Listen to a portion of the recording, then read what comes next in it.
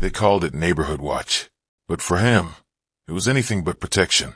It was harassment disguised as authority. The HOA patrol had made a habit of climbing over his fence, poking around his yard, and treating his home like it wasn't his. And it never happened to anyone else on the block. Only him, the only black homeowner in the community. Each time, they came with smug confidence, as if daring him to push back. But this time was different. From his porch, he watched calmly, knowing the trap was already set. The moment they touched that gate, they would learn a lesson they'd never forget. Marcus never asked for conflict. All he wanted was peace. His home wasn't just a house. It was his dream, built from years of saving, long shifts, and sacrifices that most would never know. The white picket fence, the trimmed lawn, the small vegetable garden in the back. All of it was his quiet reward for surviving life storms. To him, this home represented safety, the kind of safety every man deserves. But safety was the very thing denied to him. Almost from the moment he moved in, he noticed the stares. Subtle at first, then sharper. Neighbors smiled politely, but their eyes carried questions. And then came the patrol, the HOA enforcers who seemed to find a reason, any reason, to step onto his property. They left warnings about the shade of his fence paint, citations for grass a quarter-inch too tall, even complaints about his trash bins sitting too close to the street. Others on the block broke the same rules every day. No one else was bothered, just Marcus, and everyone knew why. At first, he tried patience. He attended meetings, sent emails, made phone calls, but the cycle never stopped. His sanctuary, the one place he should have been free, was constantly invaded. That fence line, the very symbol of his privacy, might as well have been invisible to them. And each time they climbed it, each time they walked across his yard, they weren't just trespassing. They were reminding him that his rights were conditional, his ownership fragile. And so Marcus prepared. Quietly, patiently, with every violation, he tightened his resolve. One day, he promised himself, when they came again, they would find out this wasn't just any fence. The summer nights grew heavier, the air thick with heat and unspoken tension. Marcus spent them on his porch, rocking slowly in his chair, coffee in hand, eyes always drifting toward the gate. It became a ritual, watching, waiting, listening to the crickets and the far-off hum of cars.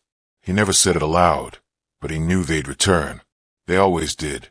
And then, one night, the silence broke. Tires crunched against gravel. Headlights cut across the street, slowing, then stopping in front of his house. He didn't need to check. He already knew who it was. Two men stepped out. Their vests bore the HOA emblem, their flashlights stabbing through the dark, as if searching for trouble they already believed was there. They walked with the practiced arrogance of men who never feared consequences. Clipboards in hand, whispers shared between them. They approached his gate with casual entitlement. Marcus didn't move. From his porch, he watched, calm and still, though his pulse beat faster. He had wired the gate days ago. Not dangerously, but enough. Enough to send a message they couldn't ignore. The men muttered to each other as one reached for the latch. His hand gripped the metal. Then a sharp crack split the night. Sparks leapt, bright as lightning, illuminating the yard in a flash of white blue. The man yelped, jerking his hand back, stumbling into his partner. The papers he carried scattered across the grass, fluttering like startled birds. Marcus sipped his coffee, steady, unblinking. For the first time, the power had shifted. But the patrol wasn't done. Anger replaced their shock. One of them kicked at the fence, shouting under his breath. The other cursed, shaking his stung hand. Their flashlights darted frantically, beams crossing over Marcus's calm figure on the porch. He didn't flinch, didn't speak. He simply looked back at them with the patience of a man who had endured too much for too long. And in that silence, they realized it. Their authority meant nothing here tonight. The night unfolded like a scene out of a film, slow motion. Every detail sharp, every sound amplified. The man's flashlight rolled across the lawn, its beam slicing through the dark until it landed on the sparking latch. The faint crackle of electricity still hissed in the air, a ghostly reminder of their mistake. One of them raised his hand, pointing, his face twisted in fury. The other, still clutching his singed fingers, hesitated. For the first time, they looked unsure. The confidence they carried like armor was cracking. And on the porch, Marcus leaned back in his chair, the wood creaking softly. His coffee cup tilted slightly as he took one last slow sip, the steam curling upward in a ribbon of calm against the chaos below. His eyes never left them. In that moment, the roles had reversed completely. They were the intruders, the ones exposed, the ones who no longer belonged. The patrol exchanged a glance, half anger, half fear. Then, as though some unspoken signal passed between them, they backed away. The gate they had always felt free to climb was suddenly untouchable. Their SUV door slammed, headlights flared, and within seconds the engine roared, tires screaming against the pavement as they sped off into the night. And Marcus, he didn't move. He didn't cheer. He didn't gloat. He just sat there, still as stone, watching the red taillights vanish, leaving only the faint scent of ozone and the echo of a battle won without a single word spoken. The street lay quiet again, but it wasn't the same quiet as before. It was charged, electric, alive with the memory of what had just unfolded. The neighbors' blinds twitched, phones glowed faintly in the distance. They had seen, they had heard, and this time, there would be no denying what had happened. Marcus placed his empty cup on the small table beside him, his porch light casting a halo that seemed to claim the night as his own. He breathed deeply, not of relief, but of something stronger, vindication.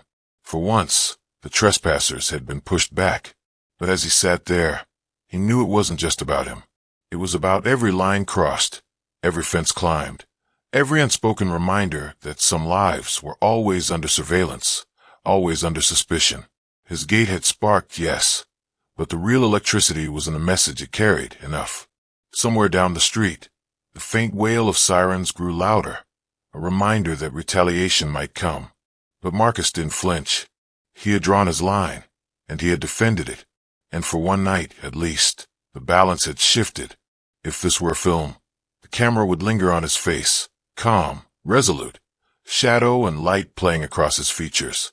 A man who stood his ground, not out of rage, but out of necessity. And as the screen faded to black, one question would hang heavy in the silence.